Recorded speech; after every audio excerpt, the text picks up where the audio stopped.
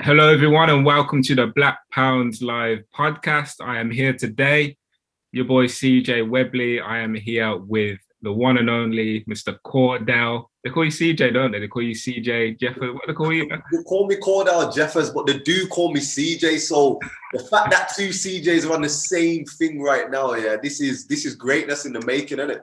Yeah, come on. We're trying to do we're not even trying. We're doing our thing. And we're trying to motivate, we're trying to encourage, and that's what this podcast is all about. So without further ado, I want to ask Cordell, tell us a little bit about yourself. Tell us a little bit about your background. I know you're doing amazing things. I know you in the last event we were both on, you said you are entrepreneur, you're an entrepreneur, you're a keynote speaker. What goes into that kind of work? You tell us about yourself. All right, I'll tell you a little bit about myself. I'll give you the brief background, and then if you want to dive in, ask any questions, and just let me know, stop me when you feel. So, yeah, my name's Cordell Jeffers. I'm an entrepreneur, motivational speaker, and a mindset coach. I'm from Birmingham, England, and I'm 28 years old. Well, 29. I'm trying to hold on to the last before I turn 30. So yeah, my background started off in, education was quite turbulent for me. Growing up with a single parent background. Mom done everything she could, with whatever she had to try to support me and my little brother. My dad wasn't around due to some situations. He was actually in America in the time. Once I got into education was quite turbulent for me. Teachers didn't really believe in me, I became quite frustrated. I was dyslexic, so I was always behind my peers when it came to, education in terms of English, math, science. Did you know that at the time? You knew you were dyslexic, or was that something diagnosed later on? This was something that was diagnosed later on, so I didn't really know at the time. And then back in my time, what we're talking, 14, 15 years ago, I don't think they really had the right test or diagnostics to really, dyslexic wasn't a thing back then. Do you know what I mean? Like that, like how it is now. I struggled, and I struggled quite a lot with my education. Teachers didn't believe in me, like I said. Labeled me a fog, labeled me a ringleader, and I just came frustrated, and I started to kind of believe into what the teachers told me. Not that I believed it, but I just wanted to play against it. All right, you want to call me a fog? You want to call me a nuisance? Well, I'm going to play up to that. Do you know what I mean? And that's kind of how it went. Around, as you do sometimes with you and your friends, you're just messing around, causing havoc. Yeah. Always getting detentions, always getting into trouble. I think there was one time I was in assembly, and I think it was literally before Christmas. And I remember they said, they put a list in the assembly of who had the most detentions and who was up there holding the trophy. Do you know what I mean? I had so many detentions, that I couldn't complete the hours after school based on all the detentions I had. So what I had to do is, most of the time, they put me in isolation. I was in isolation all the time, writing out the rule book over and over again. So yeah, education wasn't something for me. I do believe education is, it's a one hat fits all.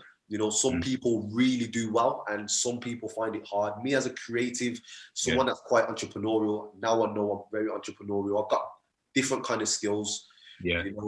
I used to get kicked out of school for talking. Now I get paid a lot to talk. Do you know what I mean? We shit around.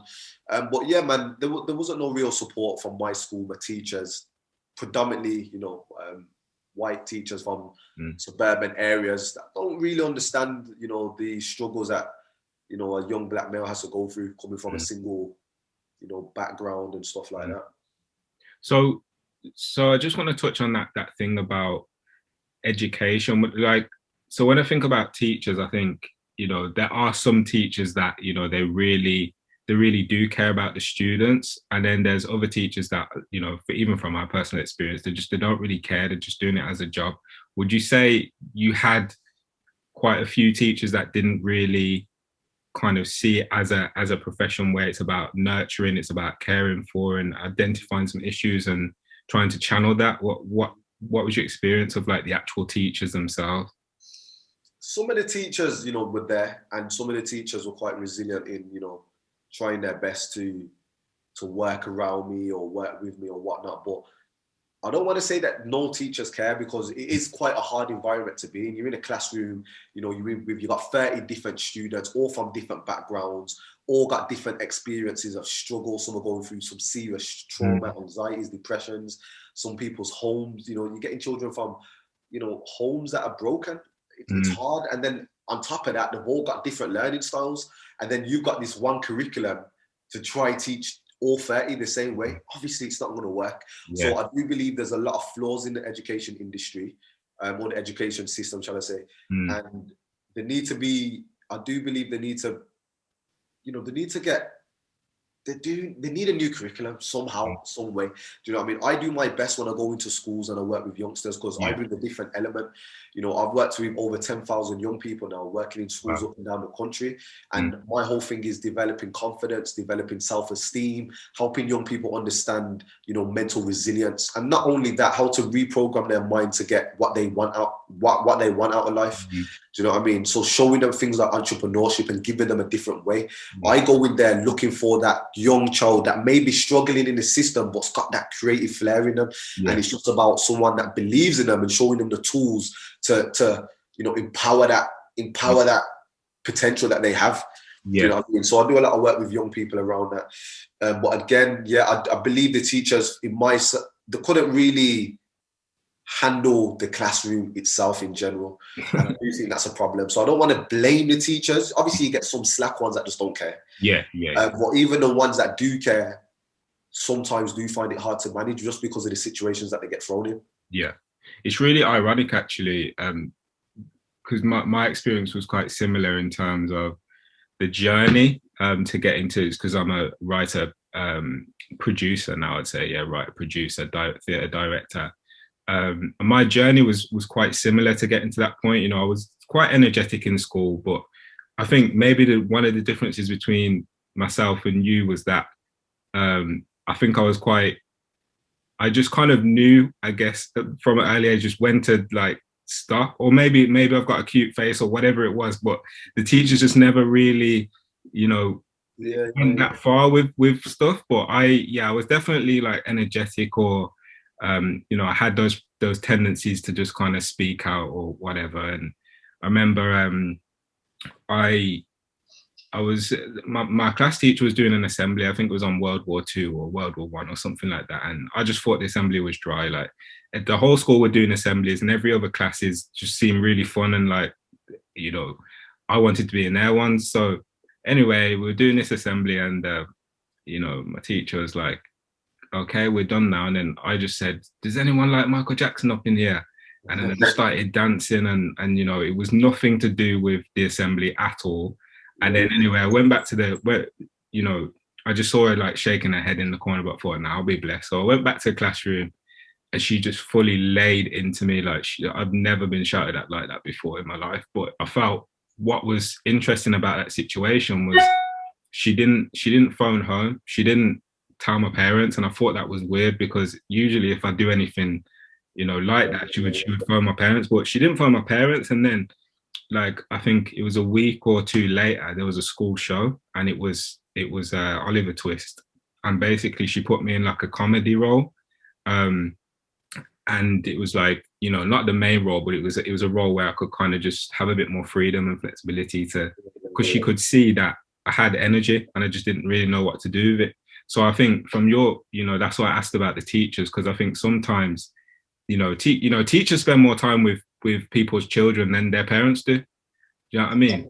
100%. And it's a big task to take on. I just think the training of the teachers needs to get looked at. The curriculum needs to get revamped to help other younger people that have got a different way of learning as well. I wasn't necessarily book smart, but I had a lot of potential in other ways. And I wouldn't even say that I was it's not even about not being book smart. Like, listen, if I wanted to put my mind to anything, I'll achieve it, just like what I've achieved in my adult life now. But I think what it is I wasn't, my values, the way they taught wasn't congruent with my highest values. It wasn't congruent with me as a person. If they maybe have taught me in a different way and there was a different style, I probably would have absorbed the information a lot differently. But, you know, I've learned now, obviously, you know, the way I read, I've learned my learning style myself. I've had to do that myself. And, you know, that's helped me When, get around. so when you go into schools now, is it kind of like, because you're aware of your own experience and what it was like for you, are you kind of looking for that young Cordell to kind of take under your wing and say, look, there is another way? Or is it just more generic, like you're just trying to implement stuff into the school, you Yeah, know?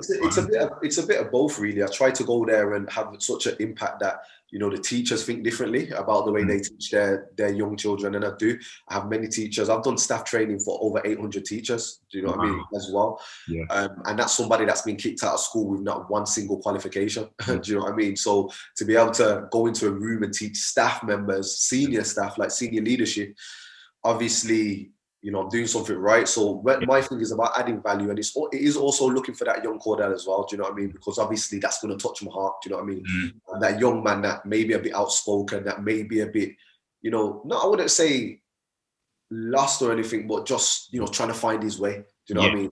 That youngster that, you know, he might just, if you tell him something, he gets upset and just, you know, rebels. Do you know what I mean? So I do try to find that youngster and work with them as much as I can and develop them. And it all starts in the mind. And it's about really affirming positive things into their mind. It's about, you know, helping them program their subconscious mind, because that's the thing, you know, it's kind of like we get told from 0 to, you know, 7 years old, you know, we learn from our environment. We actually don't have a conscious mind. So a lot of the things that we learn from our environment, our parenting and stuff like that, we take, and 95% of our adult life is actually programmed from the first 7 years. So it's quite incredible how it works. And, you know, when you get into school, the teachers are saying, you know, stop daydreaming and these kind of things, but these things affirm into you. So when you're older and you're trying to dream about something, you just think to yourself, stop daydreaming, that's unrealistic. But it's because of the programming that we've had. So we have to be careful the way we develop our young, you know, our young kings and queens, man. For real. Absolutely.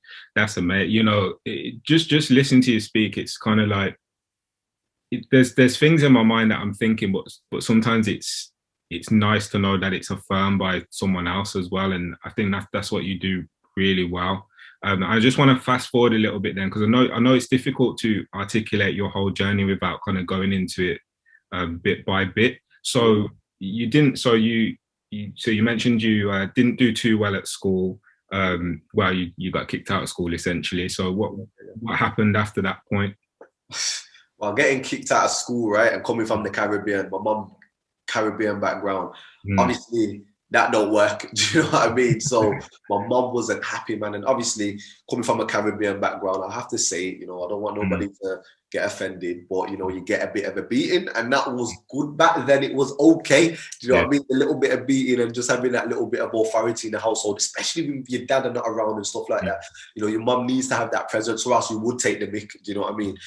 So yeah, you know, I was thinking when I got kicked out, I was thinking, oh my gosh, what I'm gonna do? Because I remember the teacher gave me the letter. I was thinking to myself, what? So what happened then? So did they have a meeting with you to say? They had a meeting with me on the day, and it was just like, basically, you know, I came after an exclusion, so I was coming after an exclusion, and I came to school, and then literally like in the afternoon, you know, they've called me into the office, and I was just like, you know, we can't really manage you anymore, like in a sense, do you know what I mean?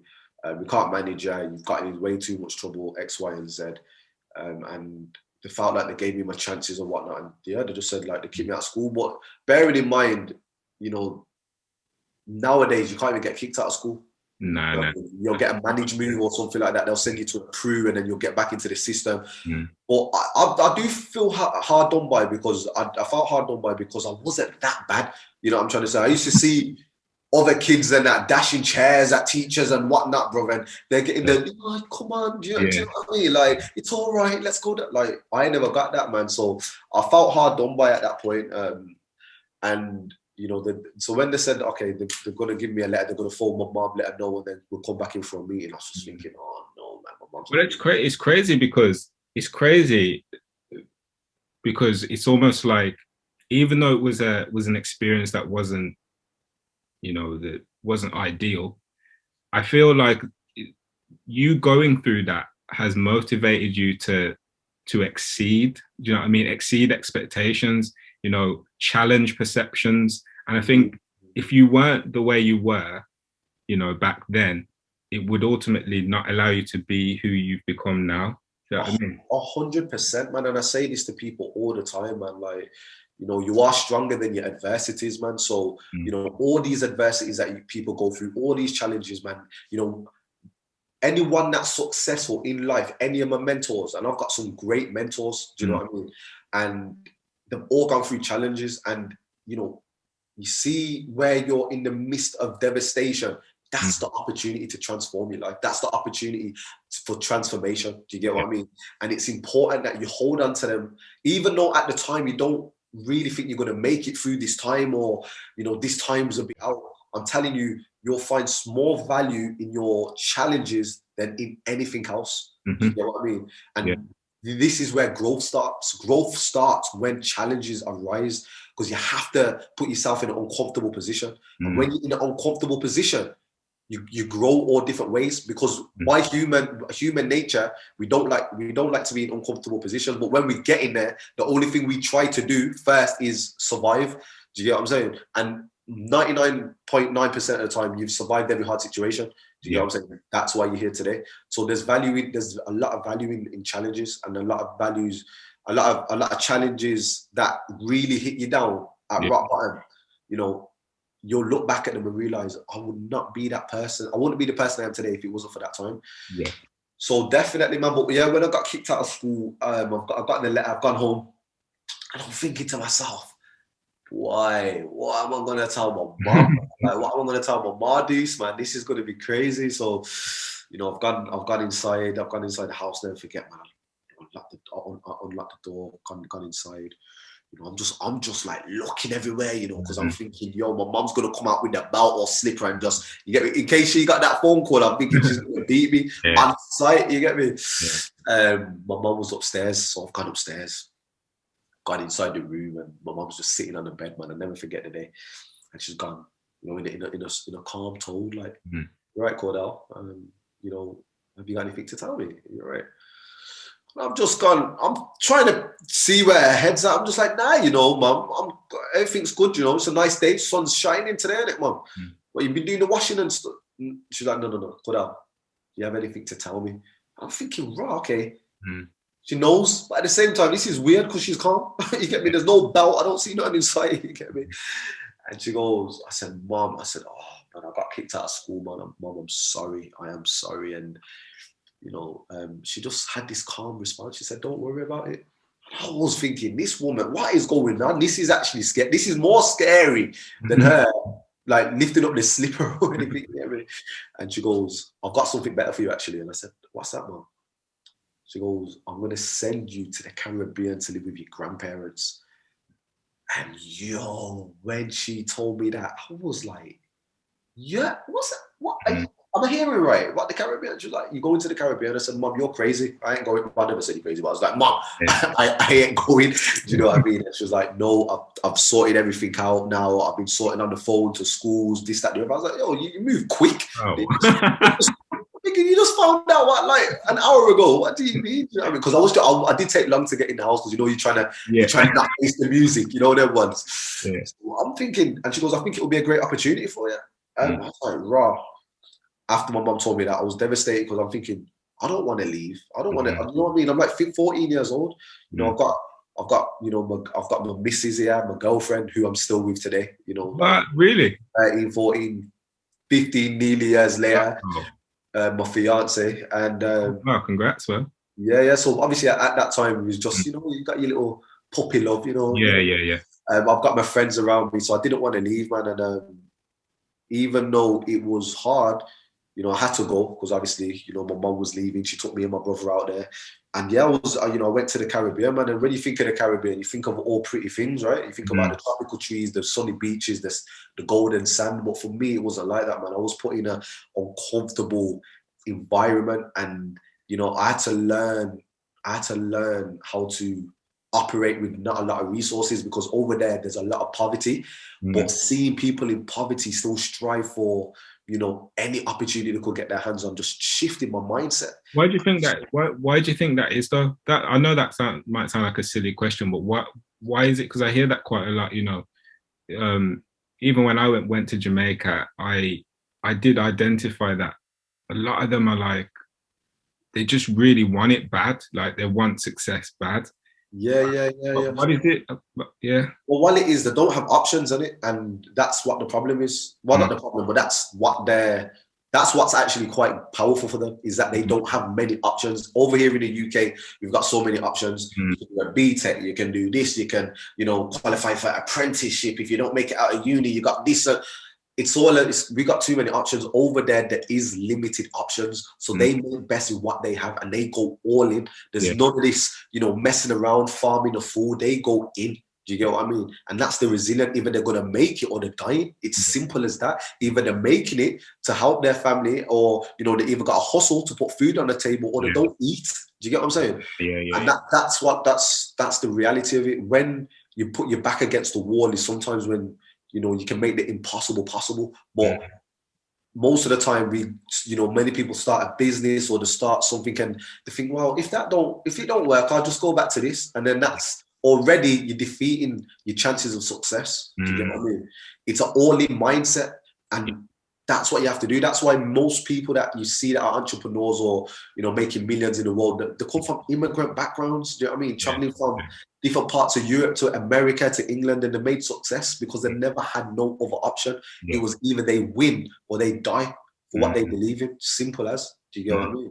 We'll go on to that mindset stuff in a minute, because I think that's so key when we start thinking about the entrepreneurial stuff.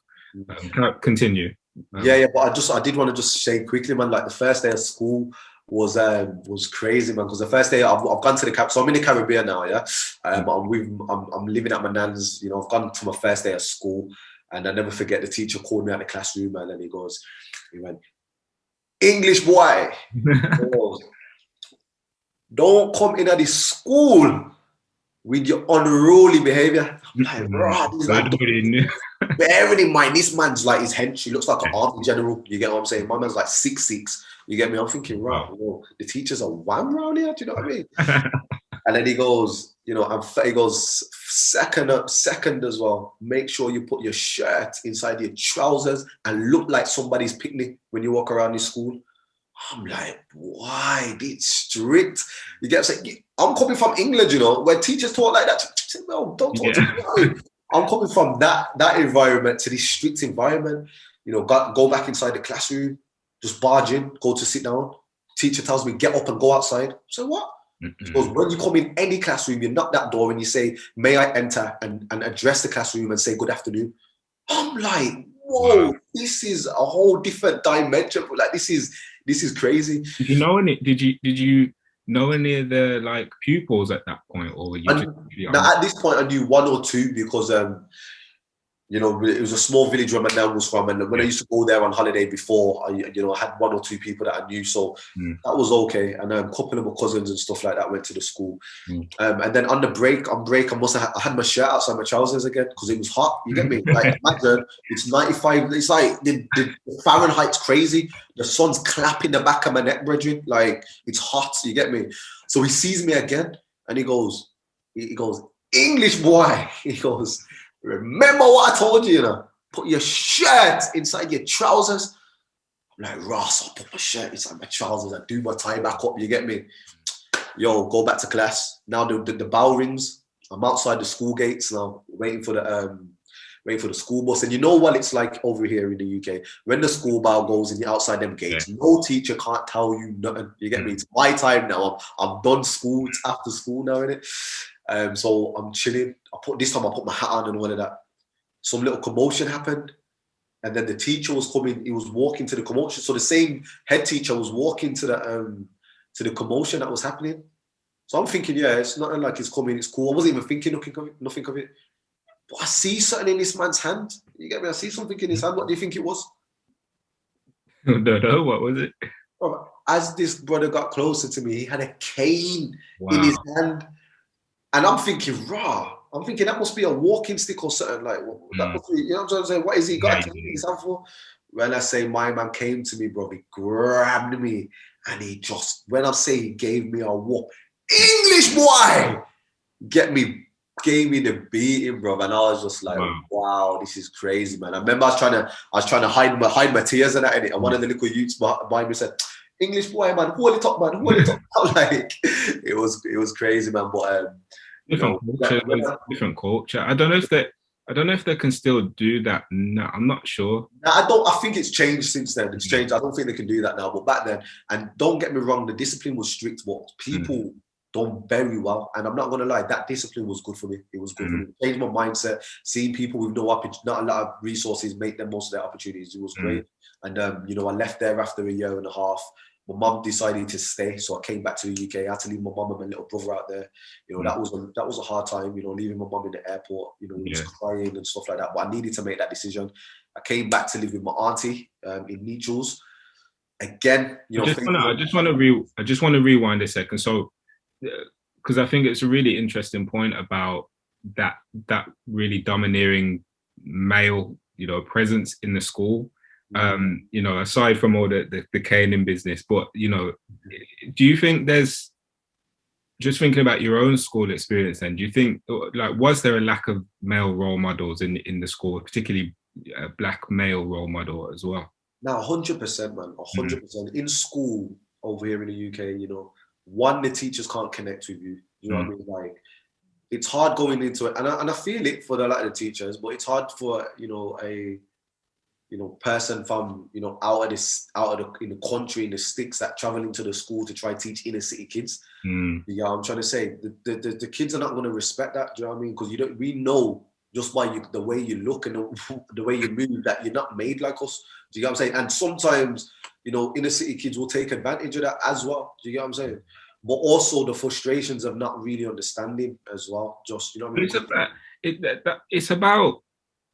It's about the teacher actually identifying that, though, isn't it? Because if they came with a degree of transparency and said, look, I know I'm not like you, I know I'm not from here, I'm from there, but I've chosen to work here because I believe that I want to, support you guys to reach your potential. I feel like if they came with that energy, it might have a different response. And you would find that there's many teachers, that are probably watching this right now, or that are out there in their chosen field right now that do that. Yeah. And they do well. We've all got that teacher that might not look nothing like us. That we're like, you know what, he was sick. Do you know what I mean? We've all got that one teacher.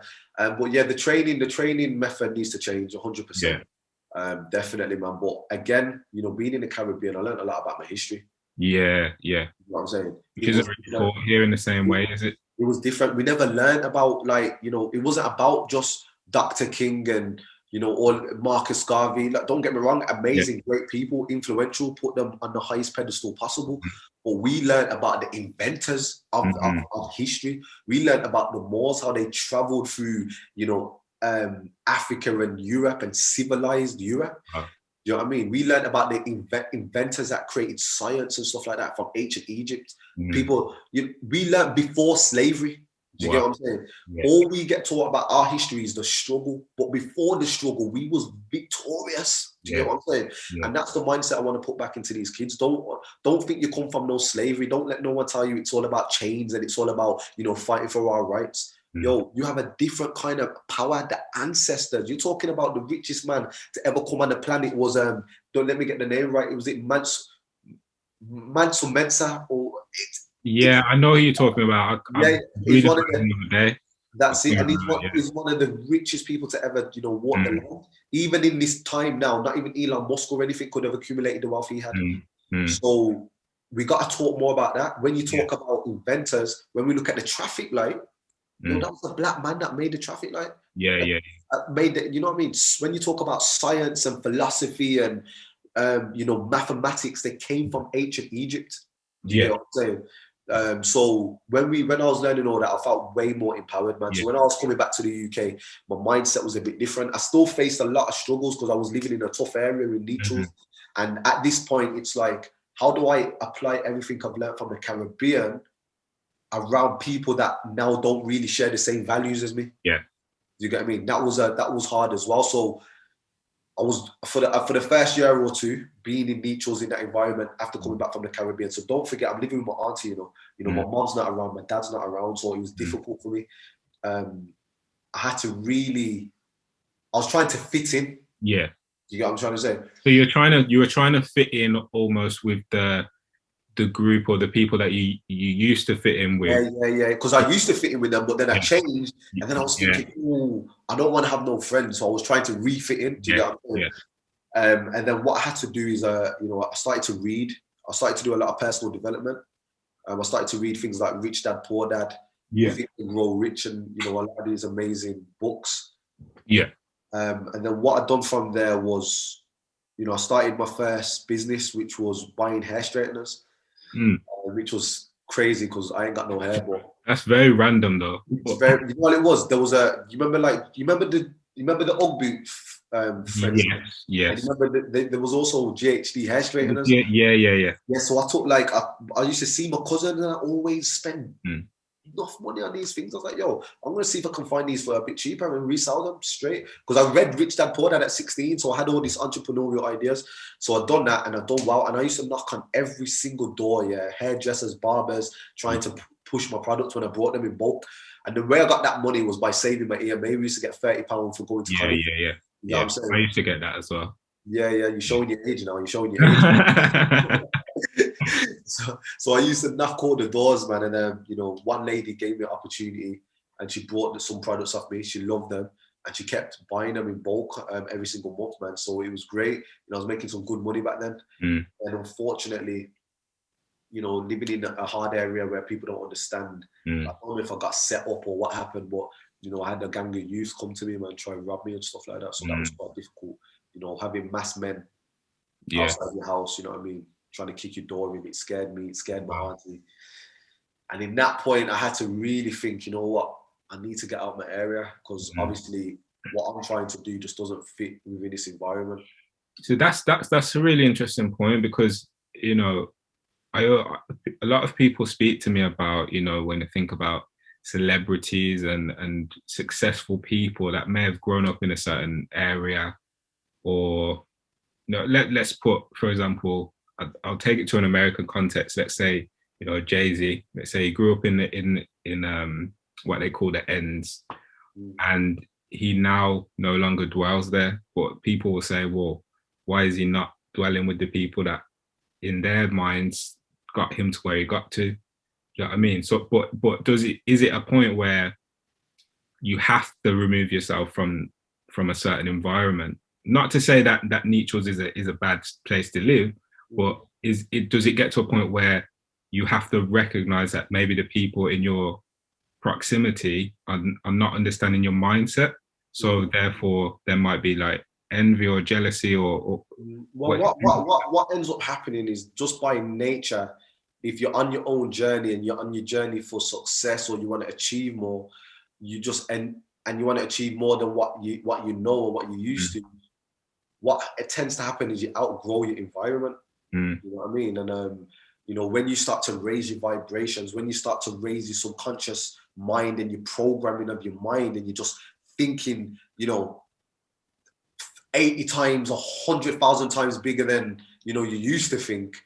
Just naturally, the conversations are different. So when you're talking in a conversation, and you're just thinking, I don't want to chat about that guy. I don't want to chat about that girl. I don't want to know about what's on TV. I don't care about, the latest rap video that just come out. Do you know what I'm saying? Like, so these things stop aligning to your values. Yeah. You end up creating new values, and it's just, in order to get that, you have to get a bigger circle. Do you get what I'm saying? So it's less about the actual. It's less about the actual environment, but more about the people that are around there and the things that they talk about and the things that are of interest. And because naturally that's what will happen. And also, obviously, like I came from, I would never ever disrespect none of my brethren, because at the end of the day, they've done what they had to do to survive. Well, that's the way we fought. We have to survive by, doing certain things. But, I wasn't aligned to that. That wasn't what I wanted to do. Do you get what I'm saying? And I had to, when that happened, when I got, people come to my house and, try to rob me, it was like I had a message, and the message was, you're not born to fit in, man. You're born to stand out. Yeah. You're not born to fit in, you're born to stand out. And then when I got that message, I thought to myself, okay, you know what? I need to separate to elevate. That's just what I needed to do. Yeah. And even though education wasn't my first forte in terms of writing assignments and stuff like that, I worked as hard as I could to get to university. I retook all my GCSEs that I got kicked out of school and didn't achieve.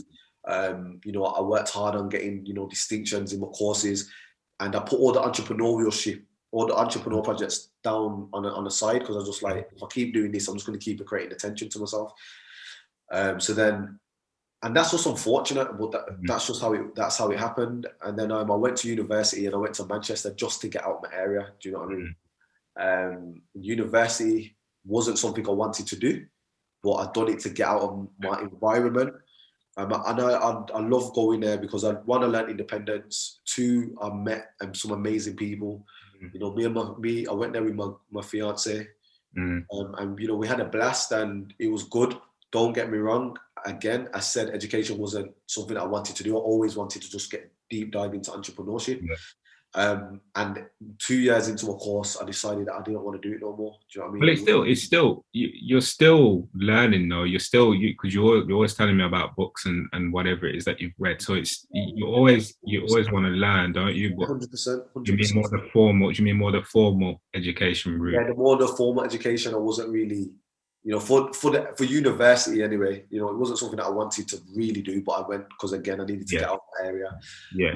So after 2 years there, I started uni, and then I dove in. I went into entrepreneurship, and me and my partner, we started a clothing line called Mumble Sports, which is a sportswear brand. And from that just took its pace. And then set up a social enterprise called We Shine Together. Again, we worked in schools, worked with over 10,000 young people now, developing their mindset and their raising their self-belief. We've also done international work where we've worked in Zimbabwe, Nepal, India. We've sponsored kids into education, gave them education for 5 years. We've built a library. Right now we're just building a virtual classroom in Jamaica, so we can still get that education, but extracurriculum across in some schools in Jamaica. So we've done some amazing work there, and after having certain successes, I wanted to share my story on a wider scale, and that's when I decided I was going to become a motivational speaker and a coach. And now I've spoken in front of, I can't even tell you how many thousands of people. One of my biggest talks was doing not long ago the Les Brown Speaker Summit, where he introduced me as one of his top speakers. That on YouTube, that one? Yeah, that one's on YouTube. Spoke in front of 30,000 people live, which was amazing. Been interviewed by Lionel Richie, spoke for people like Prince Charles. I'm an ambassador for the Prince's Trust as well. So I know a lot of people will be listening to this and thinking, wow, man, Cordell just said he spoke in front of 30,000 people, he's meeting all these that you just mentioned. Prince Charles, was it that you? I spoke at private events. So speaking at private events, like how do you control the nerves, or do you get nervous, or what? How do you manage that? What it is, after developing my mindset, so resilient. We've been through some tough situations in life, and so it's kind of like again, like I said before, you become tough in it to certain things, and so when you're in certain environments I've been in where it's a matter between life or death, some of the times you kind of build this resilience. So when you feel fear, you do it anyway. You get what I'm saying? And so don't get me wrong, I always get nervous. Like it don't matter how big or how little the stage is, I'm always going to get that little tingle feel. Do you know what I mean? But then I know how to change my state. Do you know what I mean? And I use that kind of nervousness to make me just go and do it. It's like an adrenaline to me now. Do you know what I mean? So whether I'm speaking in front of one person or 30,000 people, it's just being able to use that feeling of anxiety and that pressure in a sense. Well, you kind of get that anxiety feeling because your heart's beating, you're thinking, I've got to go on stage, I've got to speak. What about if I mess up? What about if I do this? But it's about using it and packaging it up to make you really pop out. And you can do that in life, not just, speaking in front of people. So you mentioned in that the one with Les Brown, you did an acronym for fear. What just break that down for us then, because I can't remember exactly what it was. So fear, the way I break down fear is when you think about it, FEAR, that's how you spell fear, right? F stands for false, E stands for evidence, A stands for appearing, and R stands for real. So fear, false evidence appearing to be real. You know, fear is a perception. You know what I mean? Like, for instance, you could be scared of spiders, and I'm not scared of spiders. It's just a perception. You know what I mean? We instill fear into us based off the way we've programmed ourselves. Yeah. But fear is an illusion. It's not real. And what we do is we take a lot of society's programming and, you know, all of these thoughts and ideas from society and other people, and then we kind of just believe it. And it's not a real thing. Yeah, and it's I like that analogy because, you know, if I think about the spiders for a second, like I don't like spiders. Like I'm not into them at all. But it's also conceptual, isn't it? And it's also about your environment. So if I'm in an environment where I don't see spiders very often, it's that fear element's going to creep in because it's not something I'm used to. So the more like if I move to, you know, Australia and I'm around spiders all the time, I'd have to get acclimatized to that. I'd have to kind of overcome that. Exactly. But think about it, bro. Like, why are you even scared? Why are you scared of spiders? Like, what makes you scared of something that cannot harm you? Like, it's a little something there in the room or big or whatever it is. You get scared. But what happens is, over the years, even probably when you was growing up, you used to probably see people run from spiders. Ah, there's a spider. So automatically, these things are getting stored into your subconscious, and you just automatically scared. Listen, I don't like spiders, and I never used to care about spiders until I lived with my fiance, who is petrified of them. I'm now shook of spiders. Do you get what I'm saying? And it's like, you kind of take on, this is what I'm saying. Yeah. So again, it shows the importance of the environment that you're in. You know what I mean? If you're around negative people, or you're around people that, you know, constantly, you know, downplaying their life and just saying, yeah, you can't really do that. That's impossible. That's unrealistic. You're automatically going to take on their beliefs. Yeah. You get what I'm saying? And it's not about that. So you have to find the right group in it. You know, find the right tribe to be around. That's so true. So would you say now part of your, because we've I think our first conversation was a month ago, maybe. I don't remember. But would you say now it's all about connecting with the right people? Like, is that one of your main goals at the moment? Would you think about networking? That's going to be my main goal in life, man. Do you know what I mean? Because your net worth is your network is your net worth. Do you know what I mean? If you surround yourself around 5 millionaires, you'll be the 6th one. It's just how it works. Do you know what I mean? It's all about learning and developing and learning from other people as well. Do you know what I mean? Find yourself a mentor, because you could do whatever you're trying to set out to do. If you find someone that's actually an expert, or someone that's provenly gone through the process, then you're going to cut your time down in half. Do you get what I'm saying? So I do believe you need to be around the right people. I do believe networking is key. Yeah. I've networked with some amazing people, and, you know, like I said it in the talk the other day, you know, my phone book is probably worth $1 billion. Wow. To be totally honest, when I combine all the net worths of people, you know, I've got millionaires, I've got people in there that, you know, worth 400 million, sorry. Do you know what I mean? And these are people that I've networked with, you know, coming into events or rooms, and you have to just develop that confidence to put yourself out there. So that's a really key point. Would you say then, because I know, like, a lot of people that come to us through the project, they say, oh, you know, I'm not confident. I don't really know how to do this. Do you think there's kind of no excuse for that? Like, there have to be? I don't want to say there's no excuse, because again, it's how we've grown up, innit? Like, a lot of people are shy, a lot of people are more introverted. So I don't want to say there's an excuse. But if you want to get more networks and you want to be around better people, you have to open your mouth. There's no other way. Do you get what I'm saying? Yeah. So regardless if you're shy, you need to first of all just work on visualize yourself talking to people, innit? Yeah. You know what I mean? There's hacks and ways that you can reprogram your mind to feel and believe whatever you want to believe. And that's what I was able to do. I'm now a mindset coach, and I teach people how to do that. Do you get what I mean? But there's a way that you can develop, you know, a kind of belief in yourself to achieve whatever you want. Yeah. You know what I mean? Before I was a public speaker and, you know, speaking in front of thousands of people or hundreds of people on stage, you know, before the lockdown, I had to visualize that. I used to sit in my bed, with music on, yeah, of crowd noises, clapping and cheering. I used to type it in on YouTube, crowd noises, and I used to sit there and I used to visualize myself on stage. And when I used to hear the cheering, I used to just picture myself, me just delivering a presentation and everyone on their feet. You get what I'm saying? And I used to do that every single day. So when it happens, it don't even feel like this. I feel like I've done this 1,000 times. You get what I'm saying? And then these are the things where you kind of develop your mind. You got to understand the way your mind is. It doesn't know the difference between what you tell it and what is actually real. You get what I'm saying? Yeah. So you can develop your mind differently. Write your goals out every single day. I used to write out, I will be a motivational speaker inspiring thousands around the planet. I used to write that out 10 times every single morning before I even brush my teeth. Do you get what I'm saying? That was the consistency and the resilience that I had because of the books that I used to read and the people I used to watch on YouTube. I brainwashed myself into personal development. Yeah.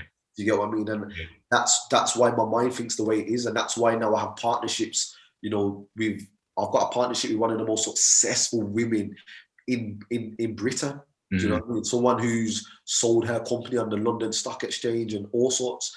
And people think, well, how have you done that? You come from Leachers Park Road, you got kicked out of school with no qualifications. There's one way I've done it. I reprogrammed my mind. Okay. And that's it. Do you get what I'm saying? So everything's possible, man. So there's people then that will say, I think you've touched on it really because it's that fear element. But I was going to say, there's people that, would you say then that everyone could be an entrepreneur? Yeah, I do. I generally do believe everybody can be an entrepreneur. I think, you know, we develop it. Do you get what I'm saying? If you want to be, so don't do it because it's the cool thing, or do it because you generally feel like you've got a service, you've got a product, you've got a message that can change the world. You know what I'm saying? Whatever you do, just make sure it can impact people. And I do believe, you know, no one's born an entrepreneur. I believe, you know, you learn it as you grow in life. Do you know what I mean? Some people are put in situations where they ain't got no other choice but to sell people. So that's what we were, I mean, before we came onto the call, we were just talking about, you know, some of the things we have to do day to day, and, you know, the late nights, the early mornings, you know, that's the sort of stuff I think I'd be interested to hear from you about, because I think sometimes, you know, you watch YouTube videos, they say hard work, but what does that actually constitute from your perspective? What does it look like, hard work? Hard work for me means even when you're down, even when you're feeling like rubbish, do you know what I mean? Even me as a mindset coach, like I ain't always in the right mind frame, right. Yeah, my mind's always there, 100%. You got to understand the law of polarity and the law of vibration. These are universal laws. Energy doesn't just stay at one wave. It goes up and it goes down. So there's times when it goes down. Obviously, I know how to switch my mind and switch my state to get my energy back up. But, you know, I ain't always got it, you know, completely right. And nobody ever will. We're human. We're not robotic. Do you get what I'm saying? So hard work for me is when you're feeling down and you're still showing up. You get what I'm saying? Yeah. And it's about showing up every single day without fail. Do you get what I mean? If you've got whatever your business is, you have to show up for your customers.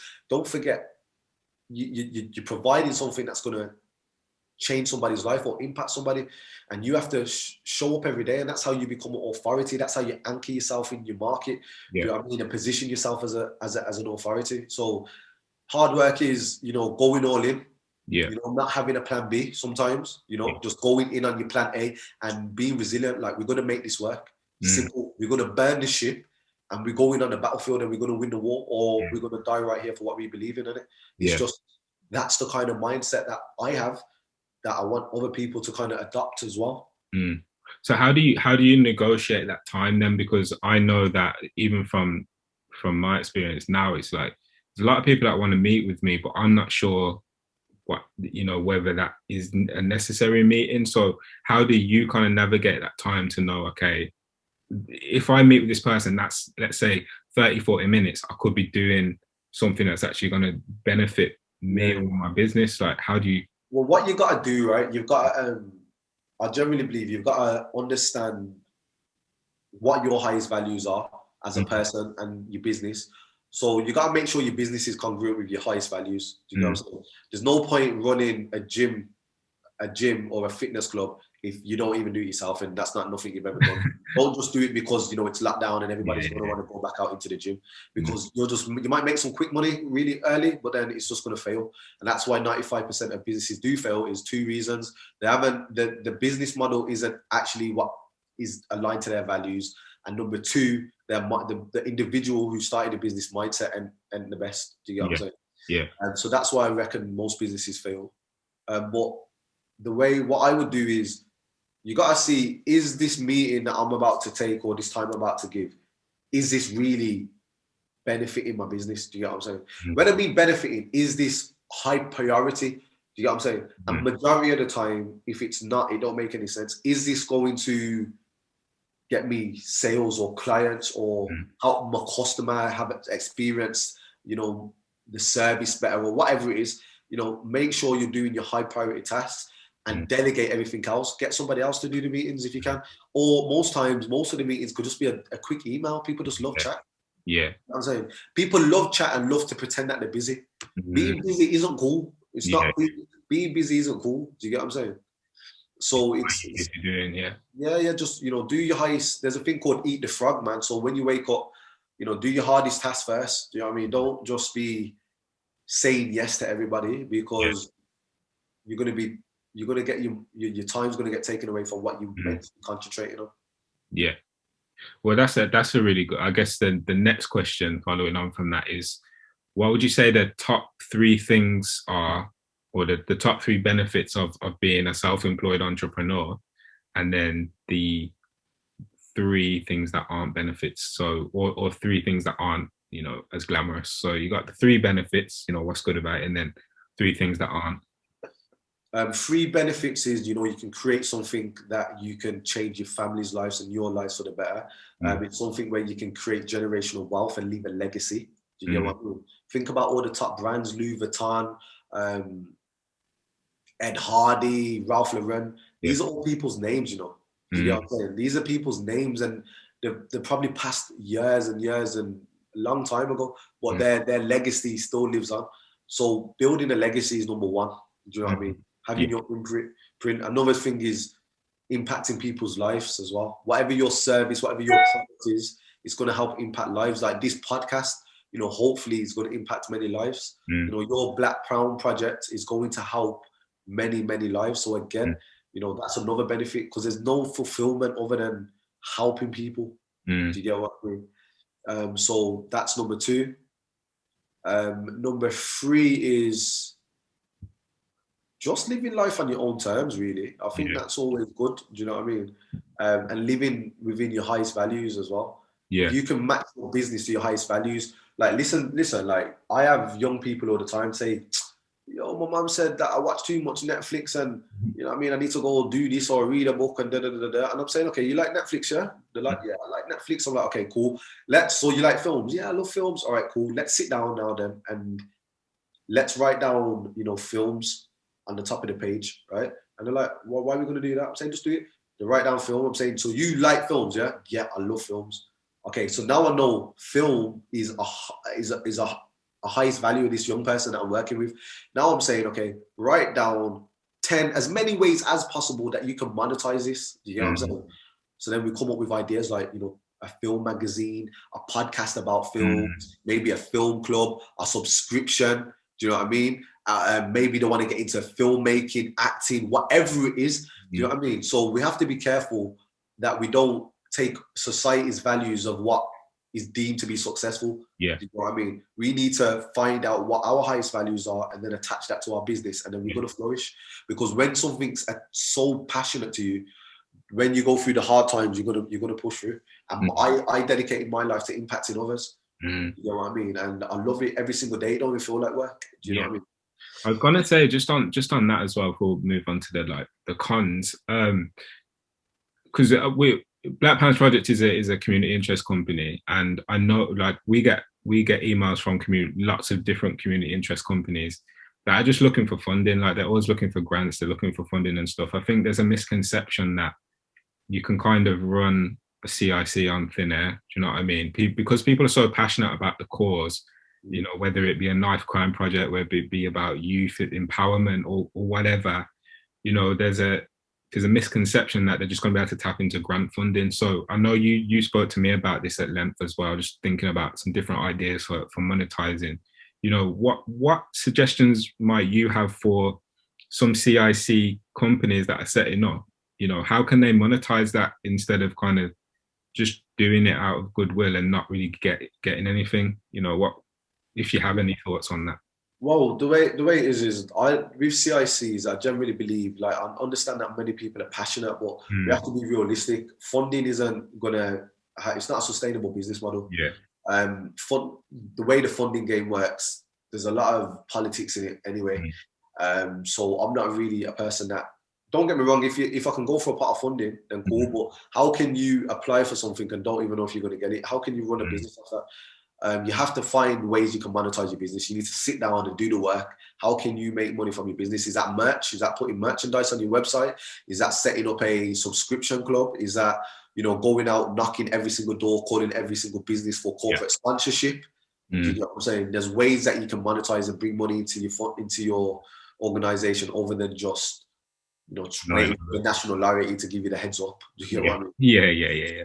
And that's but these are the sorts of, and that's what the podcast is here for. It's to kind of try and educate people, because, you know, instead of kind of emailing us, you can kind of listen to the podcast and get some value there as well. But I'm just, that does concern me quite a lot, because I know people are really passionate about these issues, but I think there are some people that may not need to be the person heading that organization. You know, if there's one already doing something similar and you're passionate about that work, you could maybe go and, you know, support them voluntarily, or see what roles are available, and then set up a limited company on the side, you know. And then actually, you know, that's what Listen, a CIC, I think people get it wrong. Like, CIC isn't a charity. It's not a charity. Like, people need to understand it's a profitable business model. Yeah. Like, meant to make money from a CIC. Like, all the CIC is the mission of the CIC is that you have a social mission. Yeah. So if that means you sell coffees, or you set up a breakfast bar, but, you know, the people that you employ have just come out of prison and you're helping them get into employment, that's still a CIC, but they're still making money at the front end of the business. Don't think that don't get mixed up with the CIC and the charity model. Charity is a bit different. It's not, charities still make bread. Yeah. Well. Do you get what I mean? Yeah. They still make a lot of money as well. So don't think that you come in this and everything has to be free for everybody. Yeah. You know, that's the problem. Well, you know, that was a misconception that I had as well. Not to that extent, but I did definitely, I guess, I don't know, undervalue the fact that, you know, you need to think about how you're going to generate that income. It's all well and good, but I think one of the issues is with something like mine, it's like there's a tendency for people to set up something with the intentions like ours, but then they start charging the people they're trying to reach, and then it kind of gets skewed. So there has to be elements which is free, and then there has to be the paid elements, and you have to be really transparent and clear about what it is that people are going to be required to pay for. No, 100%. A CIC could be, for instance, my CIC works with schools, so I was delivering impact for the young people, but I was charging the schools. Do you get what I'm saying? Yeah. So yeah, definitely, man. I don't think that you haven't got a product that's not worth charging. Yeah, definitely. Wait, so you play the piano? Me, yeah. That's yeah. So you just saw that in the background. Yeah, I was like, oh, is that you? Yeah, man. Do you know what it is? I was doing piano lessons. So, because I can play piano, and I was teaching a few students during like the first lockdown and whatever, but I don't know, it's not really like that's just something that I can do like on the side if I feel like I need a little bit of a bit of extra, you know, a little bit of extra income. But for me, you know, I'd always say like it's always good to have, if you're a young person, like I learned when I was 15, so I've been playing what 12 years now. But like I always encourage like young children to get into an instrument, because Therapy, innit? it's therapy. Like for me now, like I prefer not to teach it, I prefer to just play. But it's always good to have that skill, because you can always just set up your own tutoring service or business or whatever. So it's Yeah. definitely a viable thing to try and do when you're a bit younger, and even now, like when you're a bit older, like just learn. It's Nah, never definitely. too Nah, never that's too. good, man. Well done, man. I'm gonna have to come round. I'm gonna have to teach you how to press these keys, man. When you're ready, man. When you're ready. But yeah, I'll tell you quickly my three cons, and I Mm. don't really believe that they're cons, because I Yeah. believe we learn from everything that we take. The thing is, it's all about balance, and it's all about being in perspective. Mm. If you start something and you get too much into all the negatives, you're just gonna live yourself in a nightmare. And Yeah. if you live with all, you know, hoping that everything's just gonna be completely fantastic, you're in a fantasy. It's all about being in the middle, Yeah. which is balance. Do you know what I mean? Yeah. So the cons for me, which are not necessarily cons, is, you know, people are gonna start acting different around you Mm. when you start being successful. You know, people that you really thought were gonna support and buy Mm. into your business, probably not. Do you know what I mean? Mm. The people that you think are going to share your page and really give you the support are not going Yeah. to be the closest people. It's going to come from strangers. Yeah. That's definitely number one. Number two, I think again you're gonna come into hard times. You're going to come into Mm. difficult times. It's not a con. It's actually a positive, to be totally honest Mm. with you. But you're gonna go through tough times, and you're going to have to be resilient. If business or entrepreneurship was easy, everybody will be doing it. Everyone will be multi-millionaires, but not Yeah. everybody is. And a lot of people fail because they don't have the mental resilience to push through. And it's about pushing. It's about pushing through. So yeah, the third one is probably going to be. I don't really have no cons. It's Because you going to love it be. so much, you just love it so much, isn't it? It's a lot of work. It's a lot Yeah, of, yeah, yeah. it's not easy, because Mm. again, it's not easy. So it's a lot of late nights. It's a lot of Yeah. going sleep late, waking up early. Mm. You know, putting yourself in uncomfortable positions.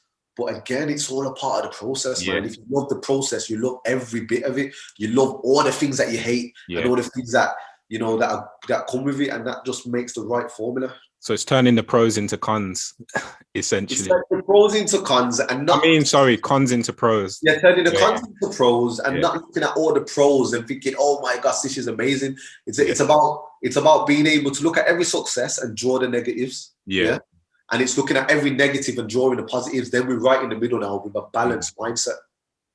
Brilliant, brilliant. So, in closing, if there was a man in his, let's say there's someone in there who's 16 years of age, there's someone who's 50 years of age, someone who's 70 years of age, would you say the same thing to all of them if they said they wanted to set up a business, or would it be different for them? What would you say to them? So, someone 16, 50, and someone who's like 70 years of age, what would you say to them? I'd say 100% all the same thing, man. Just believe in yourself, Mm. believe in yourself, trust the process, and understand that anything you can envision in your mind, you can have in physical form. Brilliant, brilliant. That's Ev- fantastic. Everything that you see around you, that mic that you're speaking into right now, Mm. that started in somebody's mind, right? Mm. Yeah, and then they had to create it and make it Mm. and then take it to the manufacturers. And now we have that podcast that you're speaking to. But Yeah, that started in somebody's mind. The yeah. Wright brothers who started aeroplanes, they were bicycle mechanics. And Mm. they've thought about, okay, how can we develop a piece of metal to go across the Atlantic Ocean? Everybody used to say, you're crazy, you can't do that. Well, now we have airplanes, and, you know, we check into airports and, you know, you might go Ibiza with the lads or wherever it is. Do you get what I'm saying?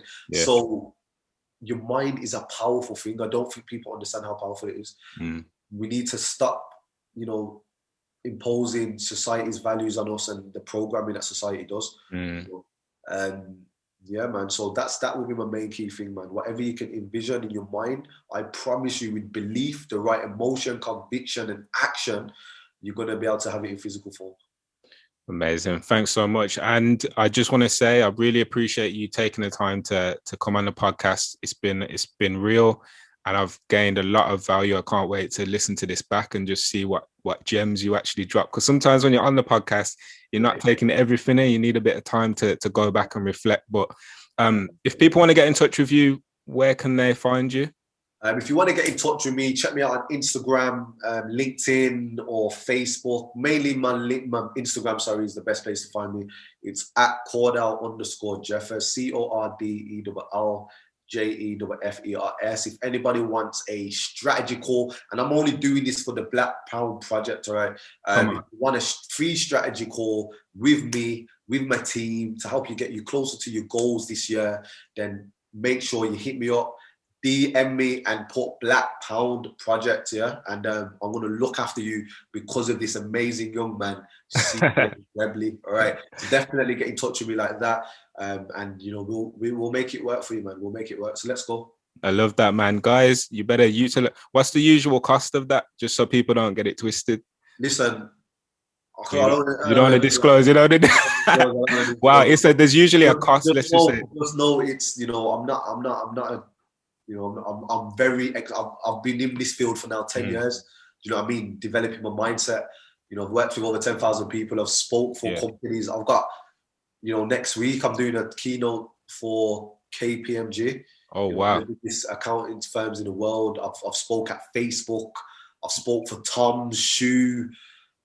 You name it, I've been there. I've been interviewing guys with Richie, and I'm 28 years old. I've still got a long way to go, but I'm still learning every day. So, you know, there's a lot of value in what I can give. So I charge via my value and my experience. But I just don't worry about that. Don't worry about that. I'm giving you this for free right now because you're listening to this podcast and because you're connected with CJ. So hit up me and we'll get you moving this year, man. Amazing. So guys, don't miss out on that opportunity. I'm gonna say I'm gonna put a time limit on it. You better get on it by the end of this year, because if you listen to this in 2022, then it's gonna be too late until he does his second podcast. So well, hopefully you come on before then. But yeah, thank you, Cordell. This is Cordell Jeffers and this is CJ Webley. Thank you for joining us. I'm not sure who's speaking with us next week, but there'll be an amazing speaker as I'm just doing the searches and the rounds. But thank you for tuning in. Catch you next time. Thanks, guys. Take care.